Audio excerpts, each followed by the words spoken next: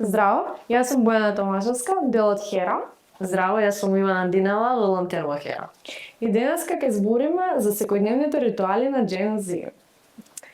Ајде, дали може да ми кажеш како еден твој ден изгледа? Па секој ден различно, зависи кој што активности му текат на денот и зависи што треба да правам. Но во глобала ако сакам би издвоила, станувам со 1 наутро. Прво што правам се будам, отварам, зависи да видам дали има сонце или дали е сончево или е врнежливо. Зависи, пошто не знам, имам обично моменти каде што ми влијае времето. Втора работа што правам, фаќам телефон да видам што има новости, дали ми пишал некој посебно на Инстаграм или TikTok, дали некој нешто ми шернал. После си правам хигиенски обврски што си немам текат на morning рутин. И после почнувам со денот, зависи дали идам на факс, дали на работа, дали треба некој проект да правам, дали треба да се видам со некој. Супер. Кажи ми, дали деновите ти изгледаат стресни? И тоа исто зависи, 50-50. Посебно ако, например, конкретно пошто студирам, ако имам испит или колоквиумска сесија, посебно таа недела цела, во текот на неделата, да, знаем да ми имам многу стресна желудник, да ме боли, да имам не панични напади, ама да сум напната повеќе и да повеќе сум фокусирана, мислам на шта би било кад би било. И од тој тип на стрес. Да, кажи ми, дали си имаш некои ритуалчиња што ти помагаат да бидеш смирена, мотивирана? Да, обично, например, ако сум гледам дека напната имам негативна енергија во мене, или вежбам, трчам на ки, ако се нели времето е убаво, пошто се адаптирам на времето искрено и адаптибилна особа сум, или слушам музика. Музиката, не знам, некако ме опушта, ми дава да кажам начин на слобода да си ги да го истрам тоа негативното во мене што е. Така да што музиката и вежбањето многу. Да, јас цел живот сакам да трчам, ама тоа мислам дека не се да нешто што не ми е достижно, а за музиката дефинитивно онака дел што највеќе ми помага за смирување, за мотивирање, значи за секој чувство, за секоја прилика така некој артист, некоја песна што ќе ме погоди така.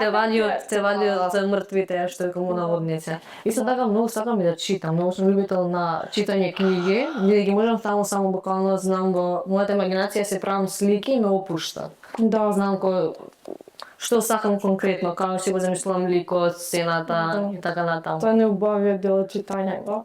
И тоа исто така можам да се согласам со тебе, тоа многу опушта. Дури еден период, затоа што јас например сум индивидуа што визуелно и аудитивно многу така се мотивирам и се концентрирам и така повеќе примам информации. И дури се сабскрајбнав на се претплатив на Audible, таа страницата што е за аудио книги. Тоа мислам дека најбавиот трошок во животот што го има. Да, најбавиот трошок. И пропратно така кога ќе си работам нешто низ дома, ќе се спремам за на факултет нешто, тоа си тече позадина. Ако не е тоа е YouTube позадина. Музика. Да. Исто многу ме опушта и пишување. Кога што ќе напишеш на папирологија, тоа што останува. Зашто многу знам и да пишувам. Не да творам, него да пишувам. Да си изведиш информациите, да. Да, и името ми е многу во или например ќе соберам нешто сликичка нека. Исто така еднаш ќе си залепам, па ќе си цртам, што за цртање не ме бива, ама си црткам. Да. И така, тоа е многу онако убаво да некој издувен филтер. Да, дефинитивно за тоа што ни се случува во секојдневието. Чекам некоја прашање. Исто тука може Исто тука така можам да се надолжам дека е многу убаво и например кога си имаш self-respect, да self-confidence, да се гледаш во огледало и да збориш јас можам да успеам, јас сум најубава. Мислам дека така повеќе се гради самодоверба и мислам дека и тоа исто може да биде издвоен дел. Повеќе се надоверуваш сама себе. Веруваш во себе. Нешто фати си да манифестација, Ја почетокот бев лело, што сега ја ќе седам и ќе се гледам и ќе зборам. Пиши што ќе зборам, на крај стварно така некад Со време да се зборуваме со сестра ми, ќе кажам леле, сега колоквиум имам Бојана. Положен ти е колоквиум.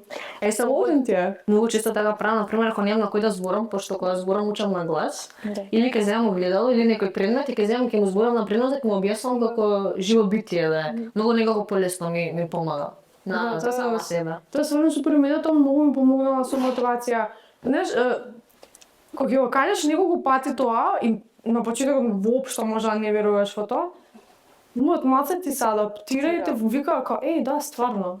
Стварно тоа може да биде реално. Не, многу знаеш, ја мислам дека се служам со тоа дека треба многу да веруваме во самите себе, ако сака и голема желба да имаме, но ако сакаме нешто да се оствари, од искуство зборам. Што правиш за да избегаш од секојдневието?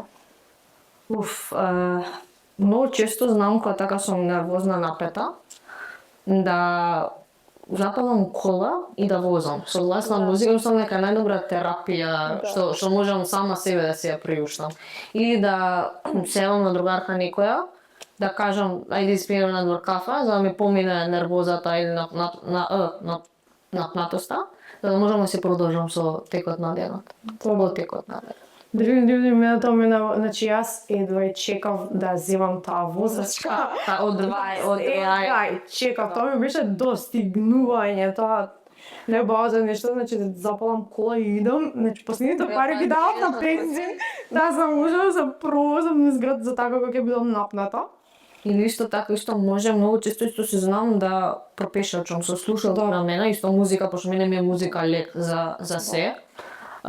Да ставам слушалки на мене, омилена песна, трчам, се движам, само да сум во движење, да не сум во едно место стационирана. Да, ја За така. те негативните мисли да ми се тргнат. Да, така покрај Кейси Синото, ако слушалки огромни, надвор ладно, на бетонот ке седам, само гледам вардар како тече, слушам музика, се гасам. Ме нема. Па знаеш ли тоа дека водата е најголема терапија? Што јас се сложувам за тоа. Те смирува. Но, дефинитивно, Ми е многу. Селден би можела да седам покрај нектар да ика, било какве тело што има глава, Така. можам да седам и да гледам и ќе се смирам. Некако, не знам, звукот на водата, после на брана ми на Косово. Се добри звуци, зашто?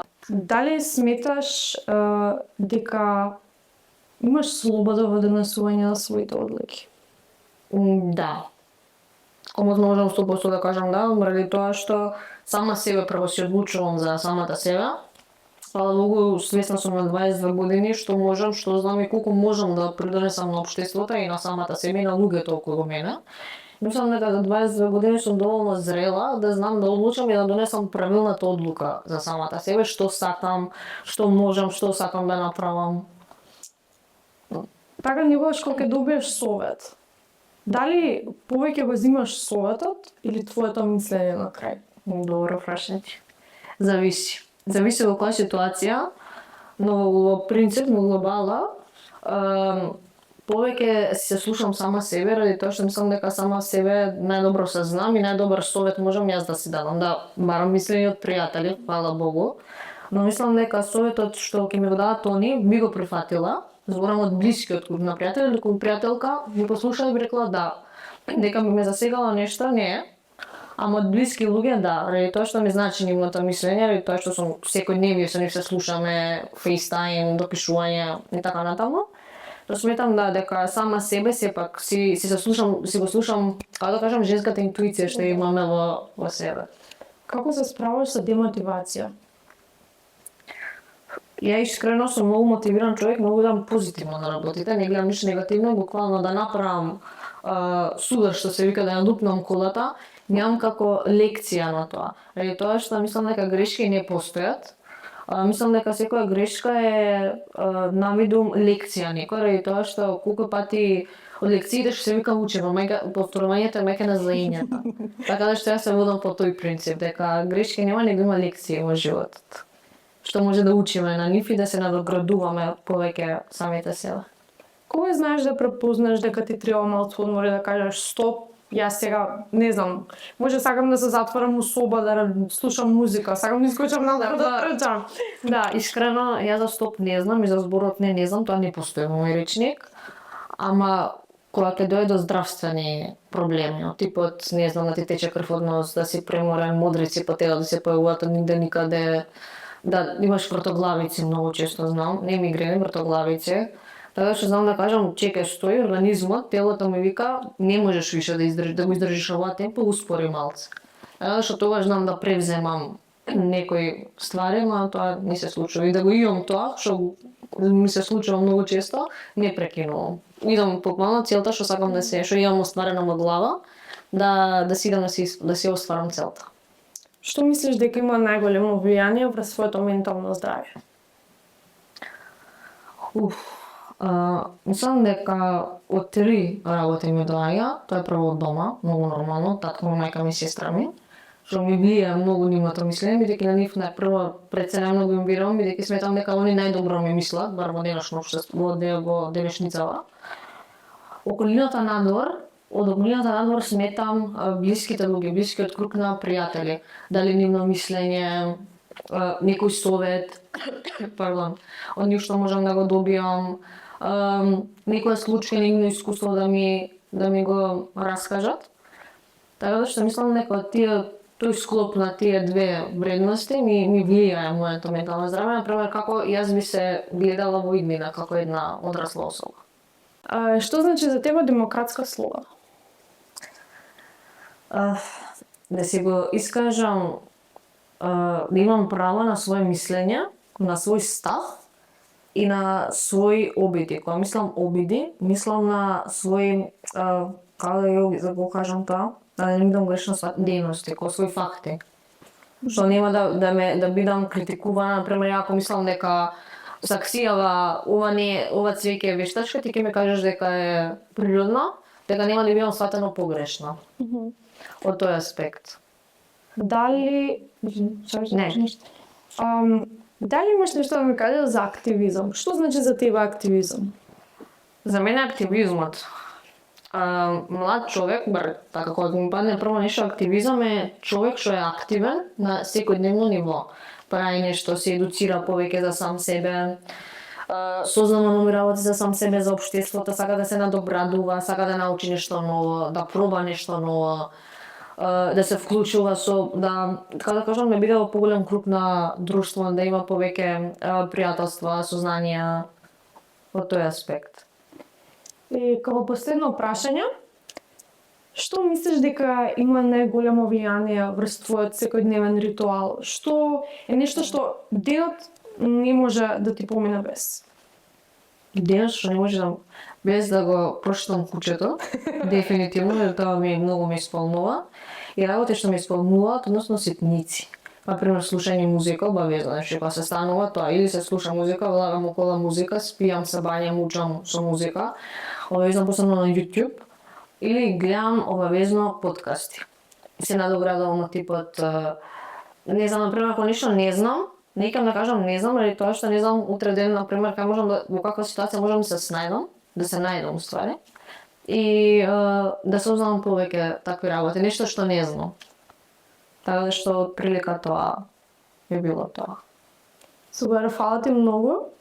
Фала и на вас. Поздрав, фала што не гледате и се гледаме нареден пат.